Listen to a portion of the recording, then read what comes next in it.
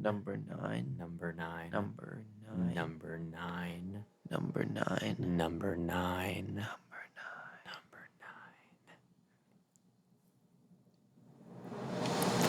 Number 9. Number 9. Number 9. 9.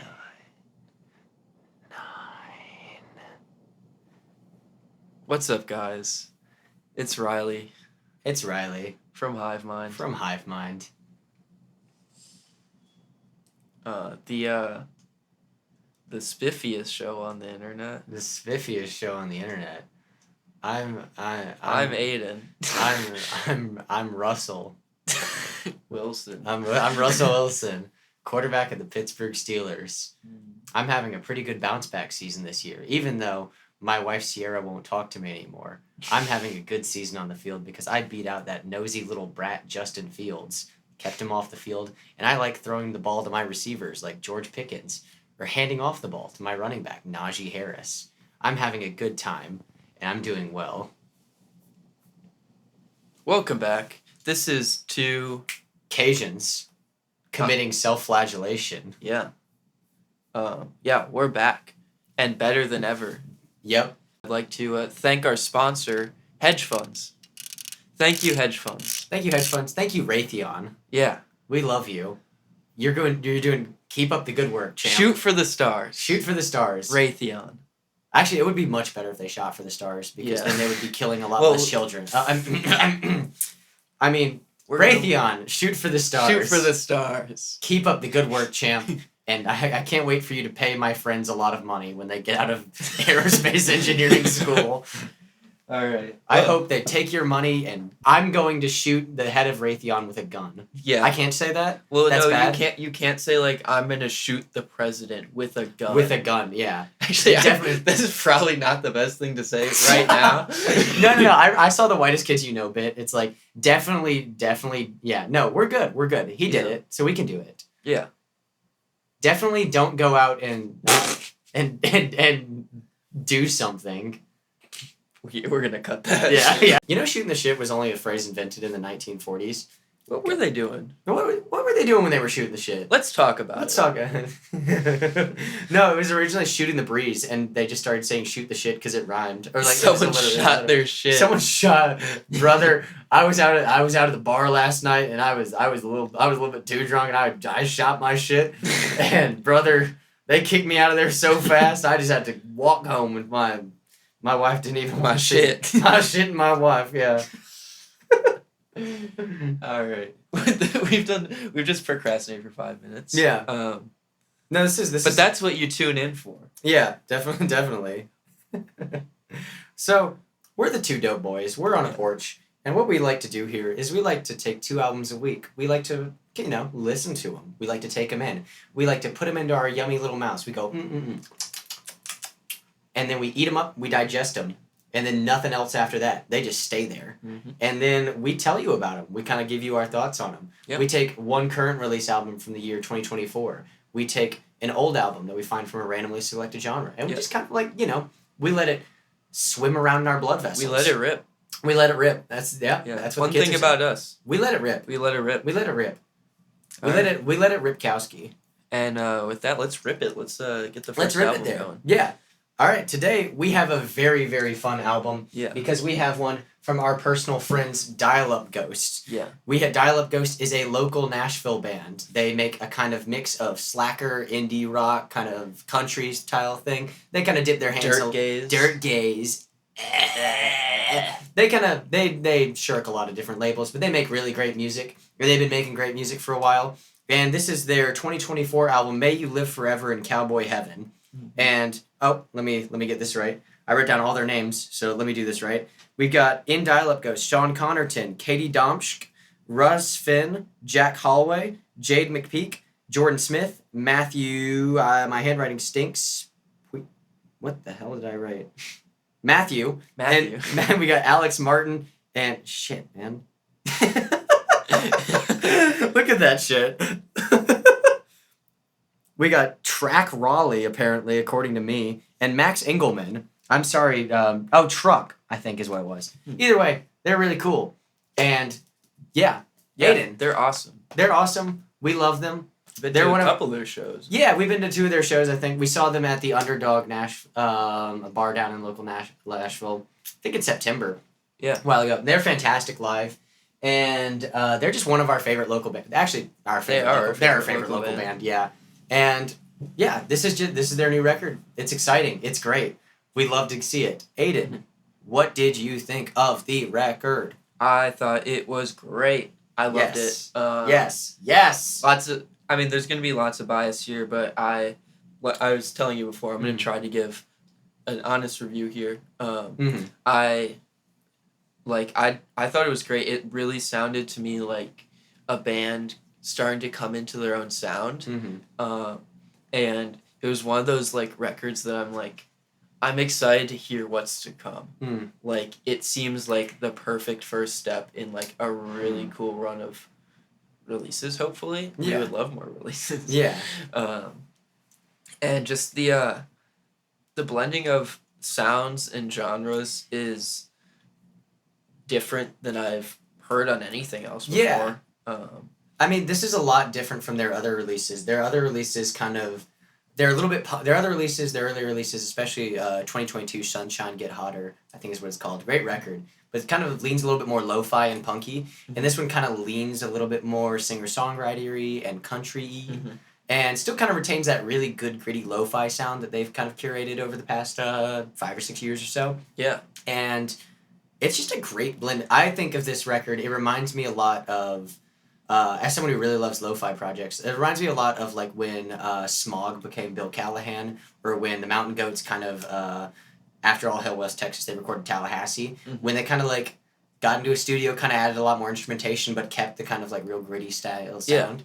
And this is probably this is probably the record I've listened to most that we've done on the podcast. Normally we're pretty bad about like doing in-depth, not bad. That's how we like it. We're not trying to do in-depth analysis here. Yeah. But we're just trying to give you our thoughts on like pretty vague thoughts, honestly. But I listened to this record a lot. I've come back to it. It's fantastic. It is so good, and every part of it is just hums so well. Yeah. Like, there's so many of these songs on this thing that I just keep coming back to. Small Deck, when it was a single, like, I couldn't stop listening to that song. Tailspin has one of my favorite guitar intros I've heard in a while. It's very Pavement-y, but kind of like... That one...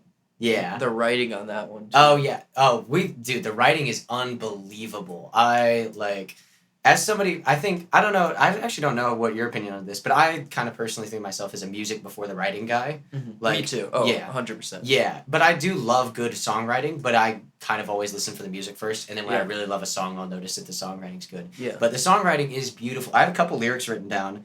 For the opening line of the album on Rhinestones is, draw the line, jigsaw the time, soak the needle in the brine, ring it out, ring it into the grime, ring the bell and ring the chime, come inside. Like, that's just beautiful, man. Like, who writes about, like, jigsaw the time and soak the needle in the brine? Like, you really don't hear enough about brine nowadays. Yeah. We need to bring brine back. Bring Brian back. Big Brine fan. And then I love, there's another lyric on Shovel Song, the second song that I really loved, which was, I kiss the freckles on your neck where they're peeking out, moving upward till my mouth meets your mouth. Which is just that's good. That's really intimate. Poetic. That's really poetic. And it takes a really good writer to be able to pull off that kind of like really intimate, beautiful, like love writing. And I think they do that in a lot of ways. They have like, I think the first 4 or 5 songs on this record are very much about like deep interpersonal love, and it kind of moves towards songs about like spending time with your friends and community and all that stuff. Yeah, like disc golfing. Disc golfing is so good. It's up there for me. I have in my notes. There's so many parts where I just like started writing in all caps, like the parts I was like singing along to. And I just have like, I'm going disc golfing in like all caps across. It's so fun. It's such a great song. It's so fun to sing along to, and like it's just catchy as hell. Do I dare reveal my favorite track on this? Oh, you know what? Hit me with it, Big Dog. Hannah? That was my favorite. That was Hannah, my favorite. I Love You. Hannah, I Love You is so good. It's so pretty. It made me smile. It's such a pretty song. That one was like... Oh, man, what a song. And it's just so sweet. It's so, like, and like, It's got the thing we talk about a lot. It's got the background vocals. It's got the dude yelling in the background, and it's awesome. And this whole thing, honestly, has great background vocals all throughout. Mm-hmm. There's a lot of gang vocals. There's a lot of just pretty harmonizations. And then just, like, great group vocals. Hey, look at that. I liked every song on that That's album. crazy. Look at you go. Yeah, no, this is just, like, I mean, this is just a record with so much... It's a great listen all the way through. It's got great singles. Yeah. It's just... it's got a great narrative arc to it that I really love. Mm-hmm. I really like the move from, like, deep interpersonal love songs about, like, really sweet personal intimacy that's, like, physical and emotional and really beautiful. And then you have this turn from, like, this deep physical intimacy to, like, spending time with friends, like, smoking weed on the back porch, building a deck, or smoking weed, like, going disc golfing. And it's just really sweet. There's a lot of, like, it's just an album all about, like, interpersonal connection. And it's just, like, it's just such an easy listen, but there's so much to it as well. Yeah, and there's a great turn towards the end once you hit like 7 or more like Tailspin, where Tailspin is a real like kind of head scratcher lyrically. It's got a lot of kind of dark imagery of like I believe like the opening verse is all about a dude kind of like crashing out like through no fault of his own on a car, like, and just kind of like skidding out and passing away. And then there's another, like, vignette of these dogs that just die for no particular reason. And it's got this whole back half kind of has, like, this real sadness to it of, like, just, like... Which Dialup Ghost has always kind of had in their lyricism. They've had a lot of, like, political things to say that are really well-spoken. But this one kind of, like, is a very pronounced kind of, like, just kind of the sadness of living. And the kind of tragedy of everyday life. But it ends with Forever in Heaven, which just ends with the line, "You will live forever in heaven," which is such a beautiful sentiment to me. Yeah. As, like, somebody who comes from a very religious background, like the concept of heaven, like, that means a lot to me. And I think people interpret it in a lot of different ways. And I think Dialup Ghost has such a great interpretation of heaven. That's not just, like, a very, like, traditional evangelical Christian way of, like, oh, you get a nice pat on the back for being a good boy and not having premarital sex. Yeah. So I get to, like, God gets to rub your head in heaven or whatever. But this is a heaven that's achieved through deep love on earth, whether that's deep physical intimacy with another person or whether that's spending time with your community. That sort of stuff matters. And even in, like, the unknowability and uncertainty of life, that sort of community, like, you'll live forever in heaven, like, because of that sort of stuff. It's not like it's just a fact. There's just a, like, Dialup Ghost doesn't give a good, like, there's no good proof for it, but just the eternal hope of, like, you'll live forever in heaven is so beautifully put here. And that's what really, like, sold me on this record, because I loved the songs, I loved Dialup Ghost, but when I really, like, I think it was my last listen through where I just kind of, like, really clicked for me. I was like, man, this is such a beautiful record. Yeah. And, like, in Nashville too, like having a country album coming out in Nashville is there's so much country slop. There's so much fucking gunk out there. That is just fed to you, especially in the Nashville country scene. And this is the first country album that I've been like legitimately blown away by. Yeah. And, like, I don't know. I can't really remember the last country album that I was really impressed by. And neither of us are huge country guys, I'd say, but, like, this is really exciting in Nashville because I think I won't speak for you, but I've been a little bit disappointed by the music scene in Nashville. Oh, of course. Just kind of like we both go to Belmont, and, like, the music scene is really, like, kind of, like, dull and very hyper competitive here, and everything kind of just sounds like bad Phoebe Bridgers covers. That, or it's just like the Nashville sound.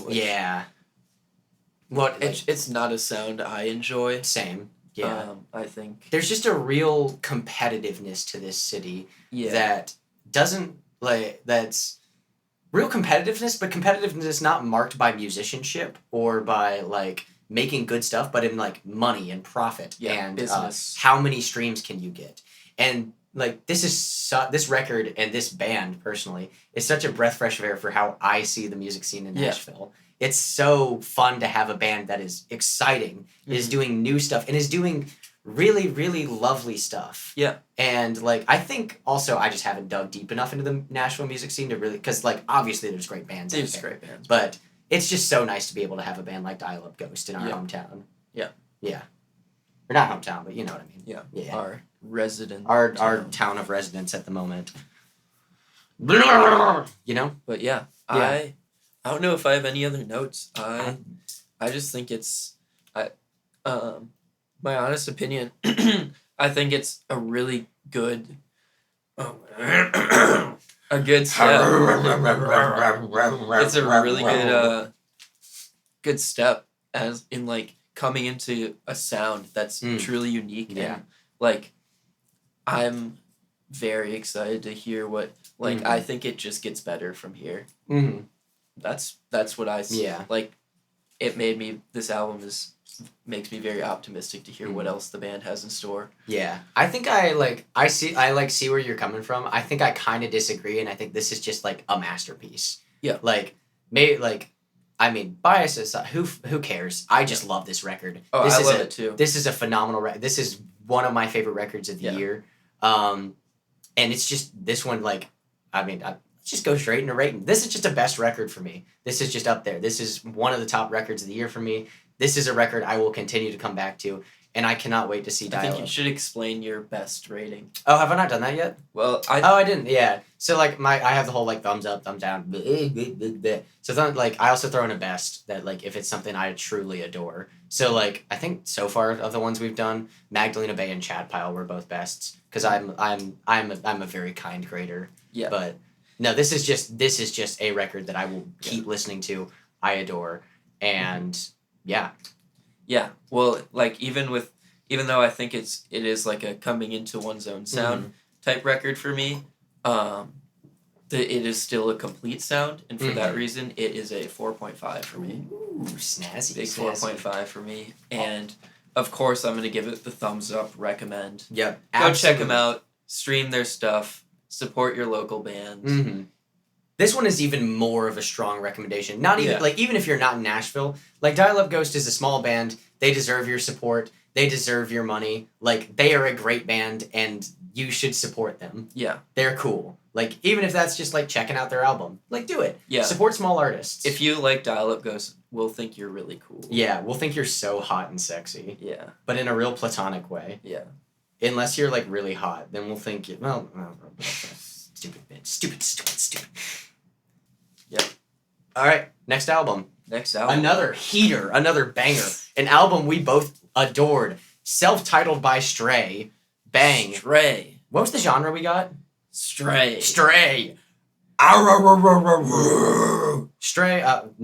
What was the genre? It was some it was psychedelic. It was psych blues. It was psych blues metal, some shit. Yeah. It was basically all the albums were that shit before metal got good. It was Steppenwolf and shit. I'm looking it up because I can. Yeah. I'll kind of try and fill the space so I don't have to edit this out because that would suck. Yeah, you can start talking. Yeah, Stray. I didn't look up anything. I didn't look up their members. This album came out in 1970. I believe this was their debut. And the sound of this record is basically it's in a really interesting era of metal for me. I think. Heavy psych. Heavy psych is the genre. Yep. And this is kind of the era where people were kind of figuring out before Black Sabbath kind of determined what metal in the popular sphere would be. And you can kind of hear the experimentation of heavier guitar tones, but still kind of that kind of very still sticking to the blues kind of style. Yeah. And this is a genre I really like. I like a lot of it. I like Sabbath. I like especially I like a lot of stoner rock that would be inspired by Sabbath. Sleep and Electric Wizard and all that jazz. Weed Eater's really good. But this record's not it. This record's not very good. It's whatever. It's whatever. It's for me personally, I found this thing very bland. Yep. It's not bad. The musicality's good. There's a lot of good guitar tones. There's some cool spatial effects going on. Yeah. But there's just better stuff from this era, in my opinion. Came out in 1970. I believe Sabbath's debut came out in 1969 or something like that. They're basically the whole time I was listening to this, I was like, damn, I could be listening to Master Reality right now. Yeah, or something like that. If I really wanted that sound. Either that or whenever the vocals would come in, I was my God, look, they're doing a Beatles thing. Yeah, it was so annoying. Doing a Beatles thing in the middle of a kind of pseudo-heavy album. Yeah. Did not work. And also the riffs were really predictable and not very good. The jam songs weren't very fun to follow. Yeah. The solos were boring. And I don't know. I just don't like listening to a record and thinking, man, there's so much better stuff than this. Mm-hmm. Like, yeah, it just kind of was a bit of a drag for me. Yeah. I did, like, I think I made the point to you off air that, like, if you had found this record for $1 at, like, a garage sale, you'd be like, oh, that's pretty cool. That's cool. Like, the rest, like, the guitar tones are good. You could play it as background music and it, like... It's fine. Yeah. But, I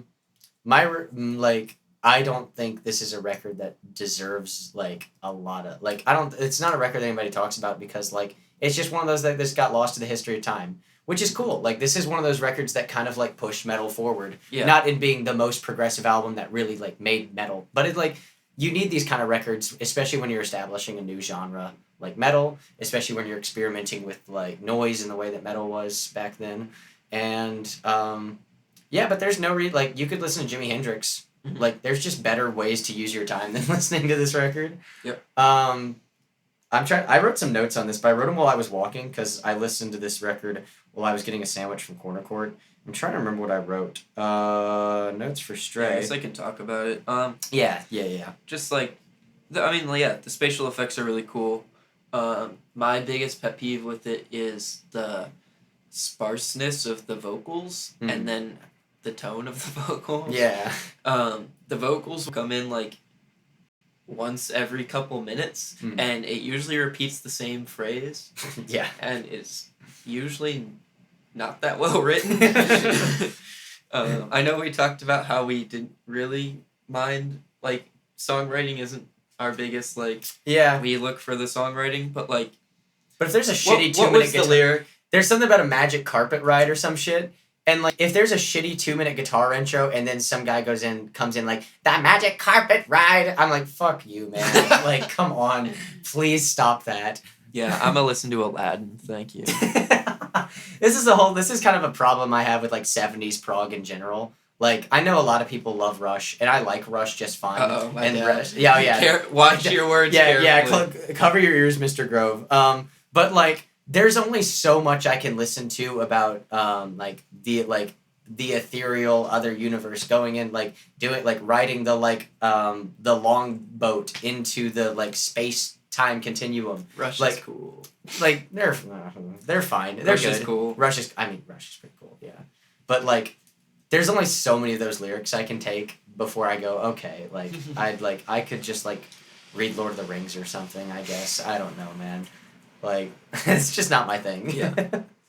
Yeah, even compared to Rush, like... Yeah. Rush is doing way more interesting stuff than what's... Rush between this is just not even the same stratosphere. But, like, I could be listening to some dude talking about smoking weed and going disc golfing. Yeah. Why would I waste my time listening to, like, the ethereal dragon Lanvil, having sex with my wife or whatever the hell, you know? Yeah. That's a good song, it's cool, but, like... It's cool, it's whatever. Like, we rock with the ethereal dragon. Like, big fans of the ethereal dragon. Yeah. But, like... Big fans of the ethereal dragon. He didn't need a song. He didn't ask for that. Yeah, you don't need that. Nobody asked you to talk about the ethereal dragon. Yeah. And he just wants to live in peace. And you're yapping about him all over the place. Now everybody's got to try and find the ethereal dragon. Ethereal dragon, when they could be singing songs about the eternal worm. Yeah, devouring Connecticut. Yeah. Why aren't we talking about it? Yeah. The eternal worm has been slowly devouring Connecticut. And nobody's talking. The liberals don't want you to know about the eternal worm devouring Connecticut, but it's there. It's devouring. There. We've seen it. We've seen it. I've ridden the eternal worm. I've seen footage. Dude. Yeah, we're gonna put you back on the leash after this. Yeah. You put me in my little dog collar. Are you gonna tie me to the post over there? Am I gonna have to, like, walk around on all fours? Are you gonna have to drag me places with a leash? Oh, should we drop some lore? Yeah. Like the time you dragged me around on a leash after, like... Yeah, well, you live out here on the porch. Oh, yeah, I do live out here on the porch. Yeah. So what happens usually is Aiden will put me in a very tight leather suit that really, really constrains my genitals. And he'll usually put, like, a ball gag in my mouth or something. And then he'll chain me with a leash to the post out there while I go... Yeah. And once a day I'll give you rations. Yeah, you'll give me like an MRE or something. Yeah. And then you'll get nutrition block. Nutrition, yeah. and you'll take my ball gag out, and then you'll throw a nutrition block just out of reach where I can't get it, and you'll say, "Eat it, pig." What are you gonna eat it? Eat it. What? Can you not reach it? And then you'll do that for about 15 minutes before finally letting me eat it. And then I'll go to class. And then you'll go to class, and I'll have ejaculated by then, of course. But it's a good. It works pretty well, I think. It's a good system. It's a good system. hey, run it till they stop it. Yeah. American criminal justice system could learn a lot from us. Yeah. Are you saying that instead of whatever we have as the American criminal justice system, we should give everyone ball gags and tight leather outfits? And sure. Yeah, that's if official. they're cool with that. That's doctrine, baby. That's if that's if that's how they want to do reformative justice, I'm all for it. That's Tudo boys doing restorative justice by doing BDSM shit. Yep. All right. Now into our favorite segment. Our favorite segment. Named after our dear friend Jack. This is Jack's music. Jack's tracks. Oh shit. Yeah, that's what it's called. Loser. You didn't even get it right. Stupid. No. You'll never win. Now I won't get my nutrition block tomorrow. You'll never win the big game. I'll never win the big game. I'm just like James Franklin. No. Yeah, you're just like James Franco. No, I'm not. No, I'm not. That is not canon. I am not like James Franco. That is so not true. Well, that bit ended quickly. No, shut that one down real quick. Not yes-ending that one. All right. Well, yeah. You want to start with yours, or you want to start with mine? I think I queued up mine. Let's do yours first. I don't even know what yours is. Yeah. So I'm not even gonna tell you. Yeah. Well, you're gonna have to tell me. No. Now. Now. All right. We're listening to. You want Just Obliterate, right? By Damon R. Damon R. Damon R. Damon Rush. He's cool. Was that his name? Yeah, he just Mr. goes by Rush. Damon. Yeah, Mr. Rush. Mr. Rush. Just goes by Damon R now. No longer Mr. Rush. Yeah, Okay. indie electronic musician. Don't really know much about him. He makes the new indie sleaze music. Damon R is the new indie sleaze music. That's what the kids are saying. The kids love the indie sleaze musician Damon R. Yeah, inspired by like the likes of MGMT. Mm-hmm. That kind of Friends of the podcast. Yeah, Yeah. friends of the podcast. Mhm. Kind of a little bit of Crystal Castles in there. Shout out Alice Glass. Mm. Not the other one. Do we not like the other one? Yeah, we don't like Is that bad lore? Boo. Boo. Other person in Crystal Castles. Yeah, I don't even know your name. Should I look at that lore while you keep talking? Oh, I know the lore. Oh, okay. It's not good lore. Like, It's not gonna be good at audio. yeah, I'll it's look not it good up. audio. Okay. But yeah, Damon Rush. This song's called Just Obliterate. It's cool. All right. We're gonna listen to Just Obliterate by Damon R because it's cool. All right, let's go.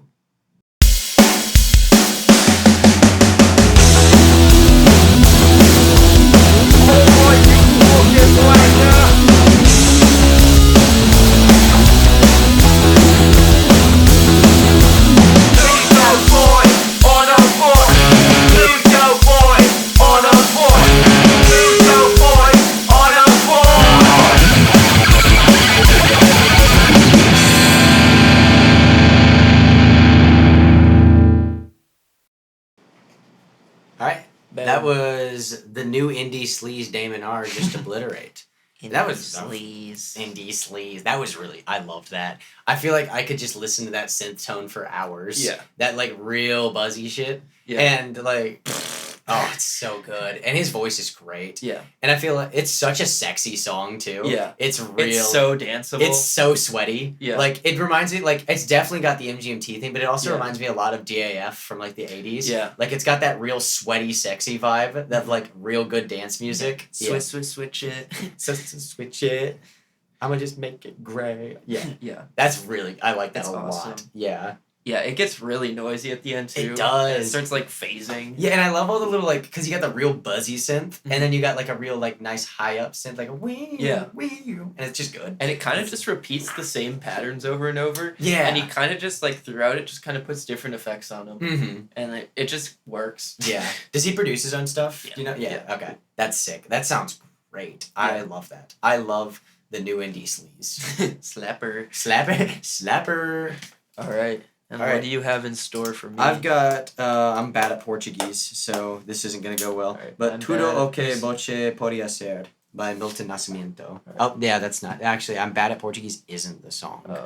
Funnily enough, we got Tudo, Você, Podia. That one, yeah. Yeah. So this is a song by Milton Nascimento and Borges, I think. And this is off an album called Club da Esquina from 1972, and it's one of the more influential Brazilian records of all time. And it's one that's gotten really popular in the music community. Like, I've heard Greep talk about this in interviews, like, a lot as one of his favorite records. And, like, this record just slaps. But this one's, like, this is Milton Nascimento. I don't know as much about Borges, but I know Milton Nascimento is one of the biggest guys in Brazilian, like, jazz and Brazilian kind of, like, samba stuff. He's just great. He does cool look stuff. At him. Yeah, he's so pretty. Aw, cutie. He's cool. Yeah. Okay. No, it's a great song. Let's rip it, dear bud. Let's rip it.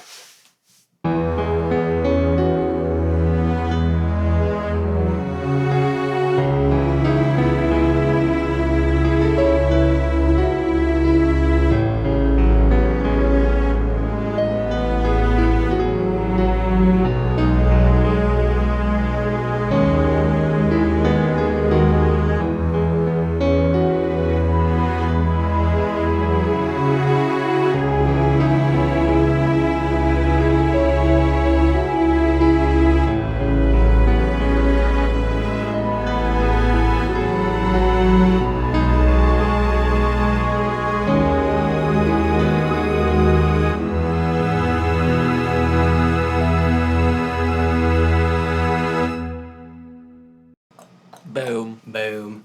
I will say, before you say anything about it, I messed up and I said the voce, like really Spanish, like voce, but in the song he says você, so I guess that's how they say it in Portuguese. So I think it's tudo okay, você podia ser.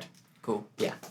Yeah, it's great. It's like really dreamy, kind of, but also really groovy and funky. I see why people love this song. Yeah. It's very easy to listen to. It's you kind of just get lost in it. It's nice. The whole album kind of has this real mix between real kind of groovy, like samba kind of like infused rhythms, but also having a lot of like soundscape stuff going on. Yeah. Where there's a lot of, and also just great singing too. Yeah. Like I really like the vocal fry stuff he does on the nada right before it goes into the yeah. And some of the vocal effects like almost do like the Tame Impala reverb kind of thing. But in 1972. But 1972. Yeah. Yeah, you can. The spring reverb's fun to hear. I think it sounds like a spring reverb. You're an audio guy. You do music shit. Yeah. What's the difference between a spring reverb and a reverb? They're both reverb. One's spring reverb is just a type of reverb. Oh, okay. You've got you got your digital reverbs, plate reverbs, which are like actually these big plates, and really? Wait, what? Yeah. How's that work? Yeah, it's here, I'll show you. Sorry to put you on the spot here. I'm just curious. Plate reverb. It's giant metal plates, and they just put the sound into these like. That's so sick! Plates. Holy shit! It does the reverb. So like they just record the thing into that, like you plug something into that, and it just like throws the sound through a bunch of. That's sick. Yeah, like the old studios will have like just a big, storage space just full of these all hooked up. That's awesome. Yeah, and that's how you get the. It's a super lush reverb sound. Oh, I bet. Yeah. Spring reverb. Is it played like just like sheet metal in there? Pretty much. Okay. Yeah. Cool. Spring reverb. You'll never guess. Oh, is it the same thing but with springs in it? It's an actual spring. That's exciting. That's a spring reverb right there. That's so put cool. it on the screen. Oh, I really hope. We're probably not gonna. I really hope the train picked up. That's so exciting. Spring reverb and a train in the same podcast. The signal just goes through the spring. That's so cool. So wait, does like the signal like go actually through the spring, or does it like kind of just bounce around in there and like get affected by the spring like the plate reverb? Oh wait, no, like that's I forget how audio works. Yeah. Yeah, that's what's happening. It's just cool. They're like a lot of old synthesizers will have the actual like. If you want the reverb, you want the spring reverb, especially the old Moogs. They just have the fucking spring built in there. You'll hear if you shake it, you'll hear the spring. That's so sick. And then like your hall reverb is just like natural reverb, right? Yeah. But Okay. those are the spring and plate. I don't know which one came first. Mm-hmm. That's the question. So if there's any audio people, music, audio recording history people in the comments, tell us if the plate or the spring reverb came first, because I'm not sure. But they were the first two artificial reverbs for recording. Do you know around when like digital reverb started becoming a thing?